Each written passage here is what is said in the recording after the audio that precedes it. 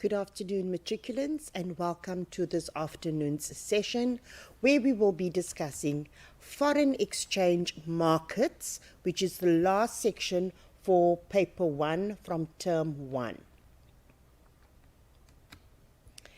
Right, when we talk about foreign markets, we're obviously referring to international trade. In open economies, countries trade with each other. Some countries are endowed with resources that others do not have, and it is for this reason that trade, meaning buying and selling between countries, takes place. So international trade is born out of the fact that some countries have resources and others do not have those resources.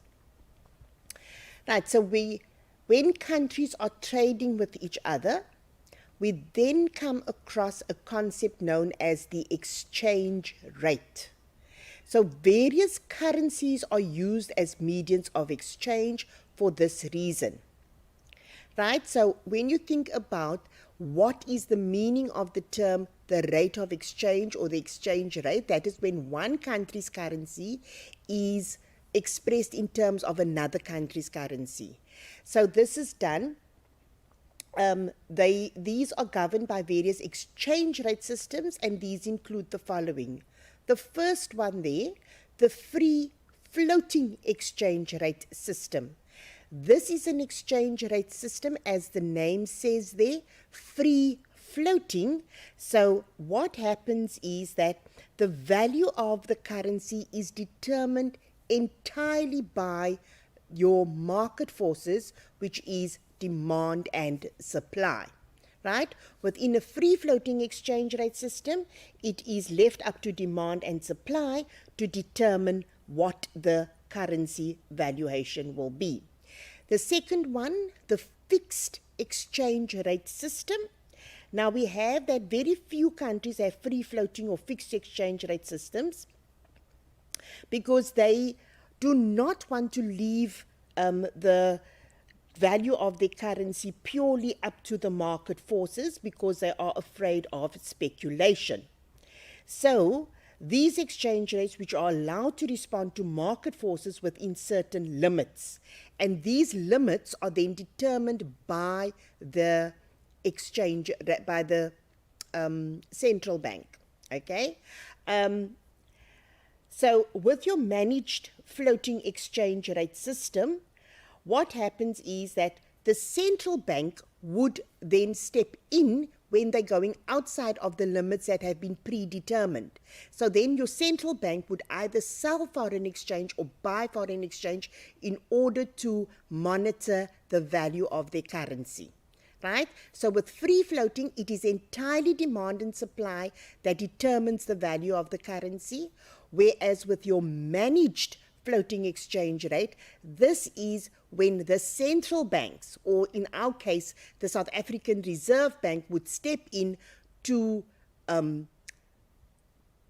value our currency within the limits that has been determined. Now, unfortunately, South Africa does not follow the managed floating exchange rate, but countries who do, they will work within limits, and then their central banks would get involved in order to determine the value of their currency. And then there is also the fixed exchange rate system. Now, as the term says fixed, this is when the value of the currency is fixed or pegged, right? So countries try to peg their currency at a certain level for as long as possible. So this sort of is done to avoid any uncertainties with regards to the exchange rates, and it also helps them to not run out of foreign currency. So the three exchange rate systems that is used is the free floating exchange rate system, the fixed exchange rate system, and the managed or controlled floats exchange rate system, right? Those are the three systems that are being used. Right, reasons for international trade. Another way to ask this, they could say to you, why do countries trade? Why does international trade exist, right? Now, there are demand reasons as well as supply reasons.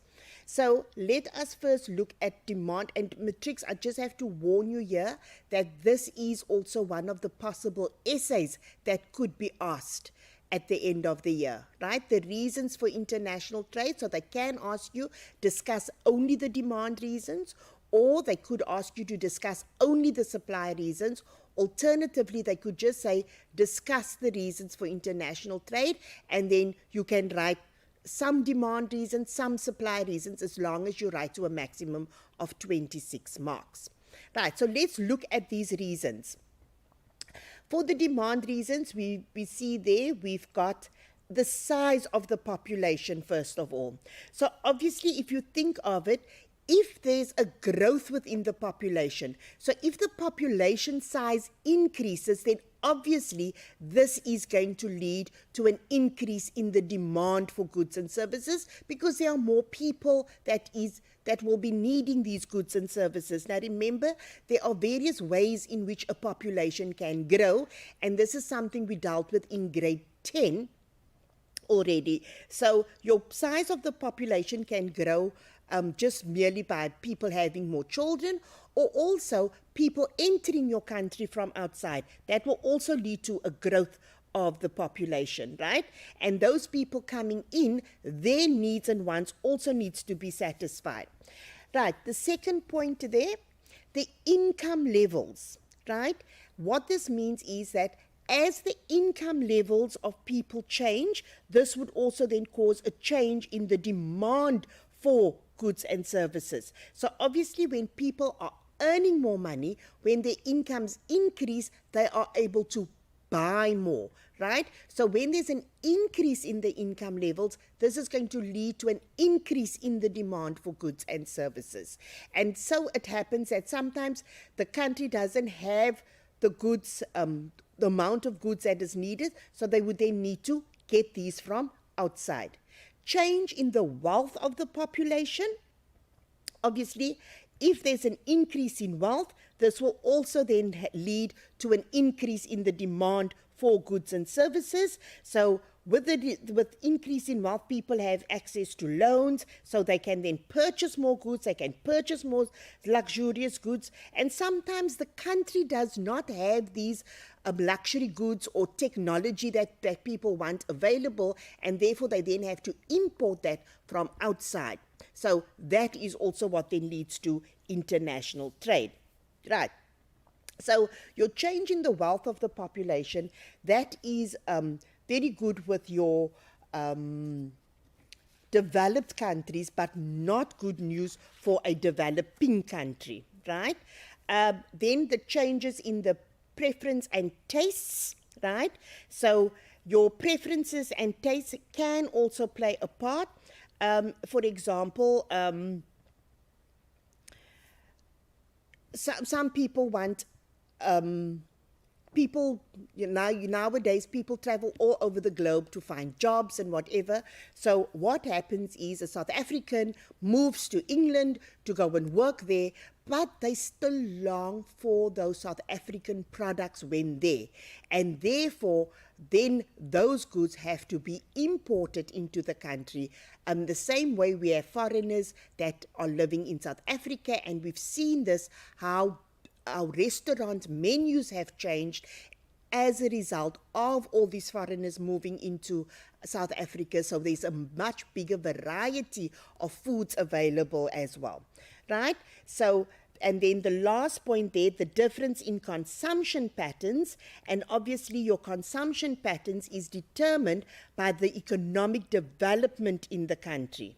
Okay, so if you look at it, in a developing country, there is a greater demand for basic goods and services, whereas in your developed countries, there's more a need for luxurious products. Okay, so those are the reasons that we have international trade as a result of demand, right? So it's the population increasing in size, income levels increasing, the change in the wealth of the population, change in the preferences and tastes, and also the difference in consumption patterns. So in some countries where we have very low development happening, there'll be a greater demand for basic goods and services, whereas in your developed countries, there'll be more demand for luxurious products. Then we also have the supply reasons. So the first one is very obvious, natural resources. As we said, your natural resources are not evenly distributed across the face of the earth. So we will find that some countries are well endowed with natural resources, whereas others have none. And therefore, this then leads to them, those with a surplus of resources is then able to sell them to the other countries and then buy stuff from them which they can't find in their country. Okay. And sometimes we also find that even though countries have the necessary resources, the quality of the resources vary from country to country. Okay. So if you look at South Africa has gold and diamonds, which has given us an advantage over the rest of the world. Not that gold is not found anywhere else in the world. There are other places where gold is also found, but it is the quality of that resource that's important. Right, so next one, climatic conditions. So obviously certain climates sort of just lends itself well to grow certain products, right? So your agricultural products are dependent on your climatic conditions. So therefore we find that Brazil is your biggest producer of coffee, for example, because their climate just gels well for that, for the growth of the coffee beans. Labor resources, right?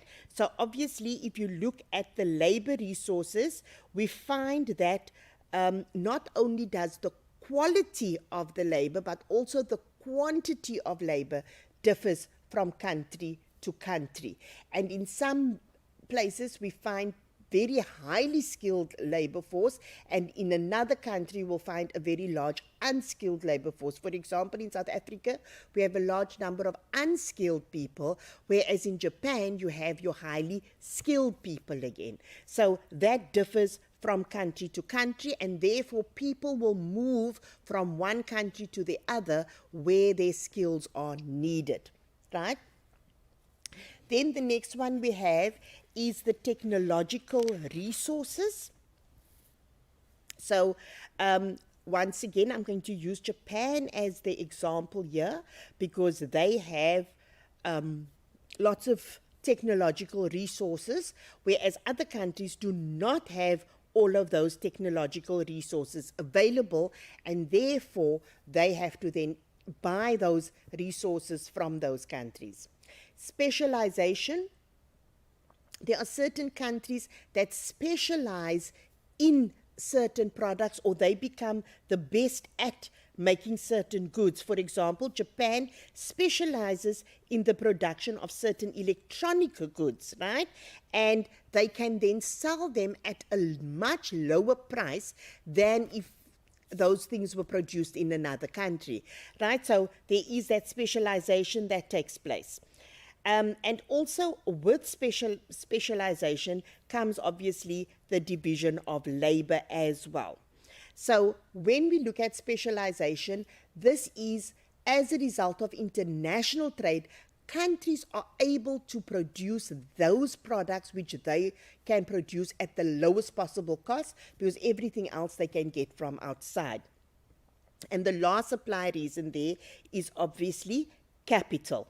Right? So obviously some countries have more money available to them, and this is normally your developed countries that enjoy the large amounts of capital available, and they would normally support your developing countries who cannot amass that amount of money, so they would then support them. Right? And then there's also some countries don't have the physical infrastructure in order to produce goods and services. So certain goods and services they then have to get from outside. Right, understanding the foreign exchange graphs. Right, we will start with the explanation of supply and demand for different currencies, as well as the reasons for the shifts of the curves. So, when the value of the currency of one country appreciates, now the term appreciates means to grow up, right? So, when the one country's currency appreciates, the value of another country depreciates, meaning it decreases in value. So as the value of the one country's currency goes up, it will cause the value of the other country's currency to go down. As I said to you before, the exchange rate is the rate at which one country's currency can be exchanged for that of another country. For example, 15 Rand for $1. So this means that South Africans pay 15 Rand for every dollar purchased. Right. What will happen to the Rand when we have more Chinese traveling to South Africa? So there are more Chinese people coming into the country, which means there are going to be more people demanding the Rand. So what do you think is going to happen to the value of the Rand when there is a greater demand for our currency? So if you think of your demand and supply curves, as the people demand more, then obviously the value is going to go up. Right? The same with any other product. If the demand increases, so when the demand is then greater than the supply, then the prices will increase, because that increased demand is going to cause like a shortage, right? So that is why then the Rand will appreciate. A severe recession in China, when there is a severe recession in China, what's going to happen to the Rand? The Rand again will depreciate, because now these people are not traveling, they're not interested in buying from us or anything, so there is no demand for the Rand. So the demand for the Rand goes down, with the result the value of the Rand will depreciate. Increase in the price levels in South Africa. So when the prices go up, when prices increase, the Rand will depreciate, because remember, as the prices go up, your buying power of your money goes down.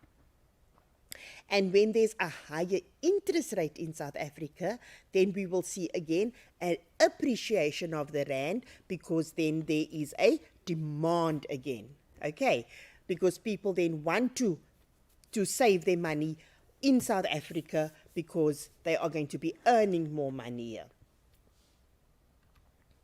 Right, so we're just going to look at the graphs very quickly. So graph 1, we're going to look at the demand and supply of Rands very quickly. So let me just...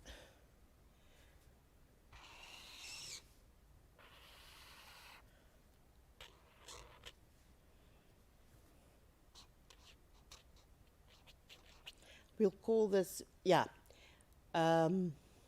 we'll work with US dollars.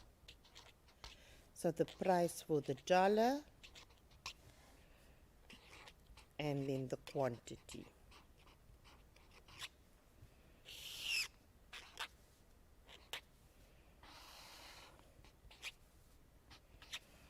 And obviously where the two meet is your equilibrium, and that's where your price will be. So at P1, Q1 is being demanded and supplied. So let's say now there's an increase in the demand.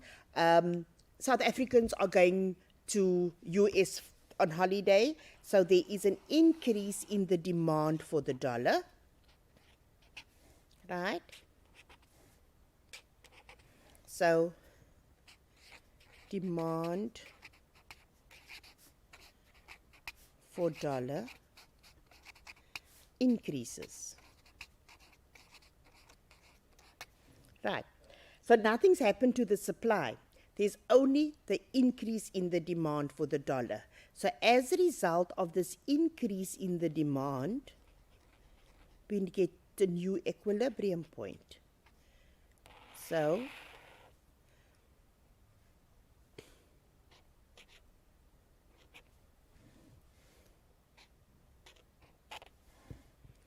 what do we notice now? There's been an increase in the demand for the dollar. So the new equilibrium is now at P2 and Q2. So what do we find now? We see that the price has gone up from P1 to P2, meaning we are now going to pay more for the dollar, right? We could put numbers here. We could say this is 15 Rand, and now the price has gone up to 18 Rand for the dollar, for example, right? So that increase in the what we're paying, what is happening to our money? The demand for the dollar increases, therefore the Rand has depreciated. Depreciates. Now this is very confusing to learners because they say, but it's increasing, it's going up. Yes, what we're paying per dollar is going up. We're paying more for a dollar, which means now my Rand has depreciated, because I used to pay 15 Rand a dollar, so for 30 Rand I could get $2.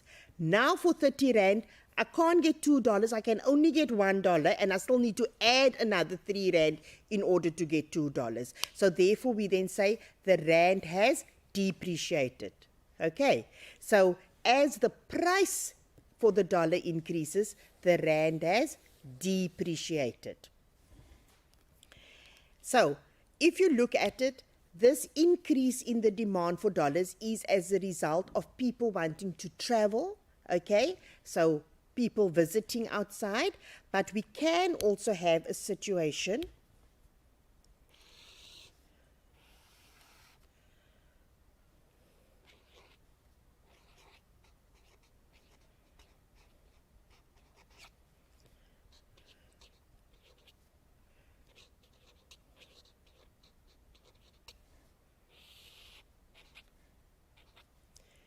can have the following situation as well.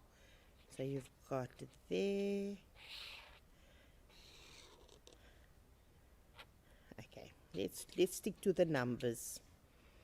Let's say it's 30 units. Okay, so it can be that now people, we've just had an interest rate increase, so people don't have money to spend that much anymore. So now there's been a decrease in the demand for dollars. So as a result of the decrease, we once again get a new equilibrium.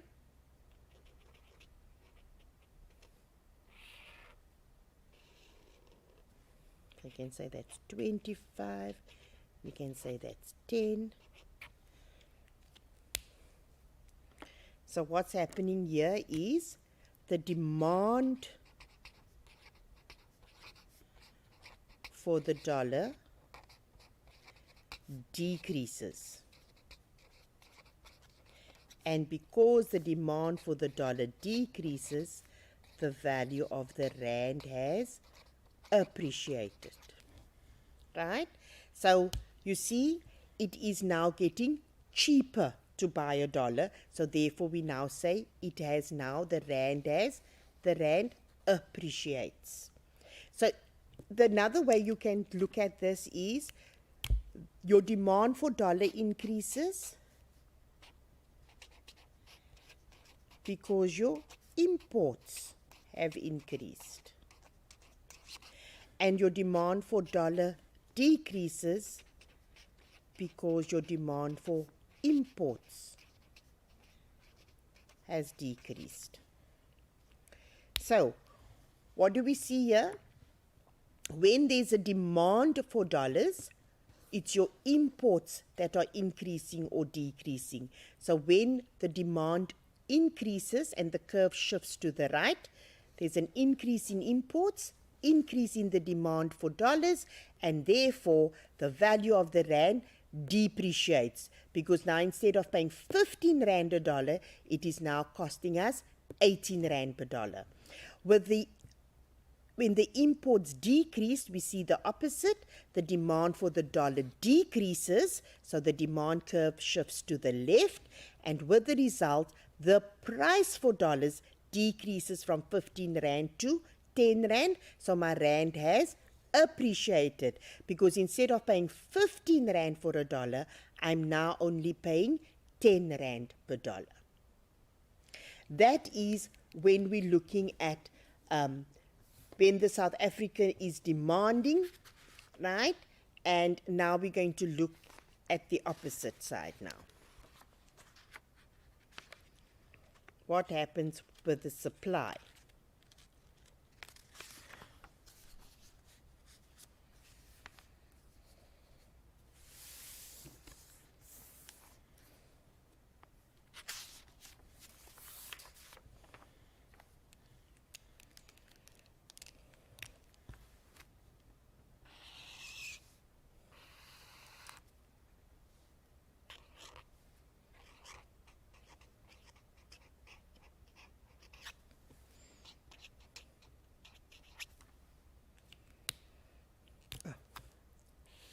So we've got our supply and demand.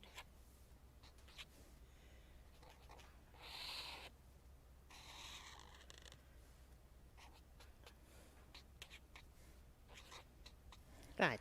So now, what happens when the supply is increasing?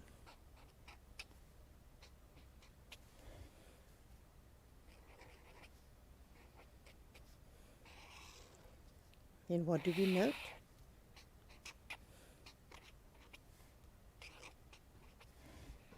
Right? So what's happening here now? So if you see the previous one, we were looking at imports. So now here, we are now again looking at exports. Right. So why is the supply increasing? Because your exports have increased. And because there was an increase in the exports, it caused the cost of the dollar to come down. So now we're paying less for a dollar again. So therefore, the rand has once again appreciated. Right? As a result of the increase in the exports, so the supply has increased, and therefore your rand has appreciated. And then obviously we're going to have the opposite of that, whereby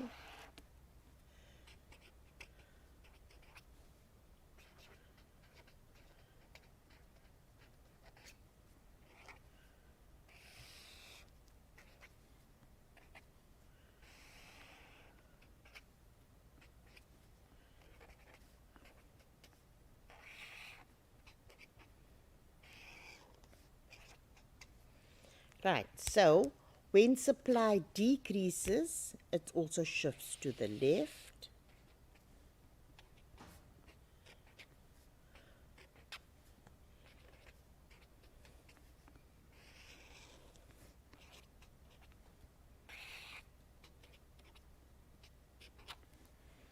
Right, so what has happened here?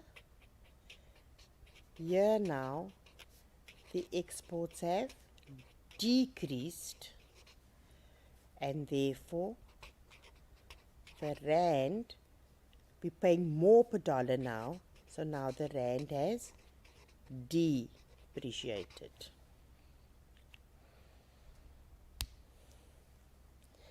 Right, so here with the first graph, we see the increase in the supply as a result of the increase in exports. So there's now more money floating in the economy, and we find that the rand appreciates. Here we find that the exports has decreased, moved from S to S1 here, and the value of the rand has now depreciated because we're paying more for the dollar. So when you are talking about a shift in demand, we're referring to imports. When we're talking about the shifts in supply, we are referring to exports. Right. I need you to look at this very carefully, to study this graph very carefully. There we've got the supply of the dollar, we've got the price of the dollar, we have our demand curve, and we see there our original equilibrium is where the dollar is 8 rand to the dollar, and the quantity that's being demanded is 12 million. And then we see a shift in the supply. And what do we note? The supply is going to the left, which means there's been a decrease. So the equilibrium has shifted from E to E1, and that has caused the price of dollars to go from 8 rand to 9 rand a dollar. So at 9 rand, there's only $10 million being demanded. And as I said earlier on, when we see the shift in supply happening, we know we're dealing with exports happening here. Okay, so there I've just explained to you what's happening on the graph. So just look at that graph and then read those questions which you need to answer very, very briefly. So the first question there asks, what is the equilibrium quantity when it is 8 rand to the dollar? What's the equilibrium quantity when we are at 8 rand to the dollar?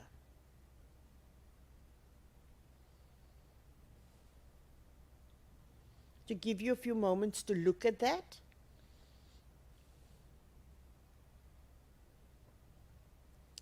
The second question, what is the result of a decrease in the supply of the dollar? A decrease in the supply of the dollar on the value of the rand.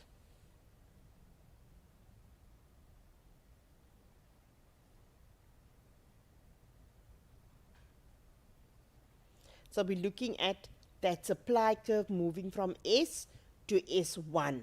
How has that shift in supply affected the value of the rand?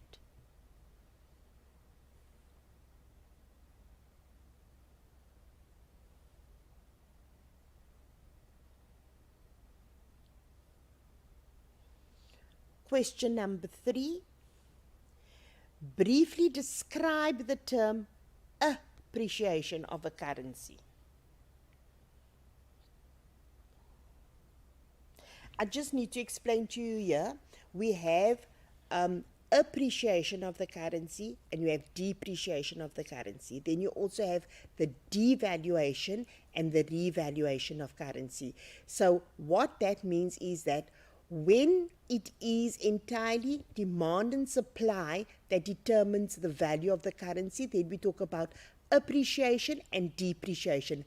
But when a country on its own, it specifically decreases the value of its currency, purposefully decreases the value of its currency, as what China had done, and it worked out for them beautifully, that is what you call the devaluing of your currency. So you purposefully making your currency cheaper, because as a result, you will get people to then buy from you because it's not cheaper for them to buy from you. So you purposefully devalue your currency, right? It is not demand and supply that is doing that. So that is why they're asking you briefly describe the term appreciation of a currency.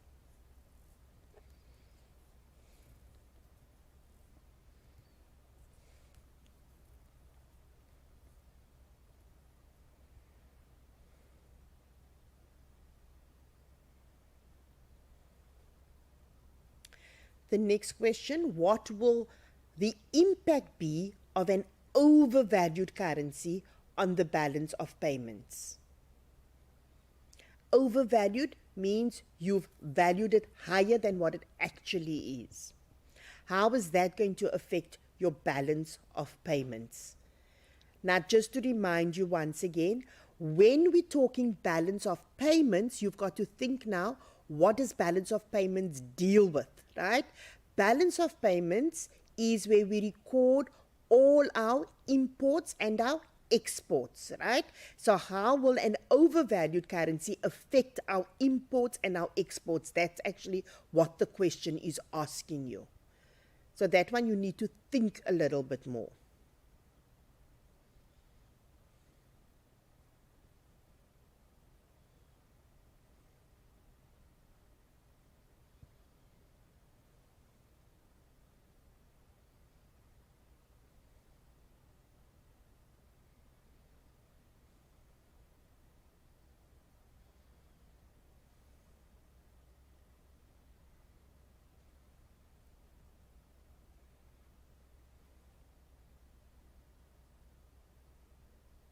And then the last question says, why do some countries prefer a fixed exchange rate system?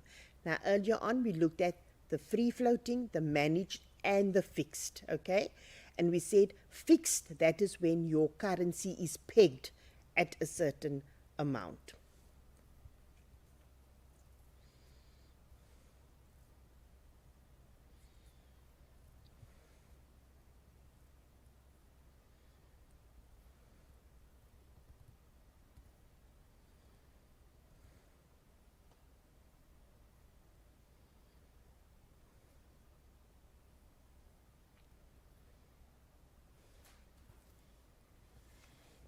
Okay.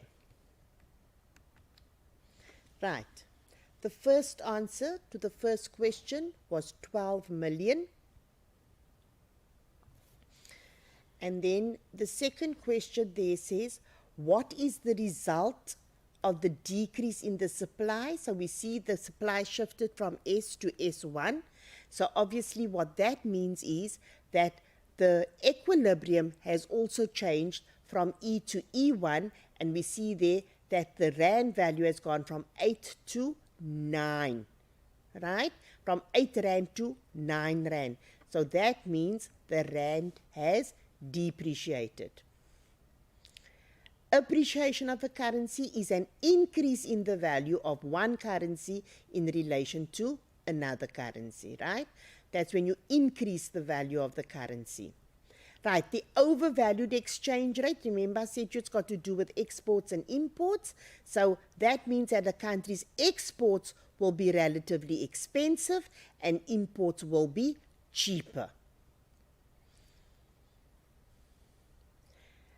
By controlling, the next question was, why do some countries prefer a fixed exchange rate system? So it can control its domestic currency, right? And then therefore it can keep its exchange rate low. And the reason they want to do this, because this helps to support the competitiveness of its goods as they are sold, right? So they're wanting to control their domestic currency in order to support the competitiveness of the goods as they are sold. Right, so very quickly to just go back and see what we've done for today. We've looked at international trade and we've looked at what the different exchange rate systems we have. There is the free floating exchange rate system, the fixed exchange rate system, and the managed floating exchange rate system.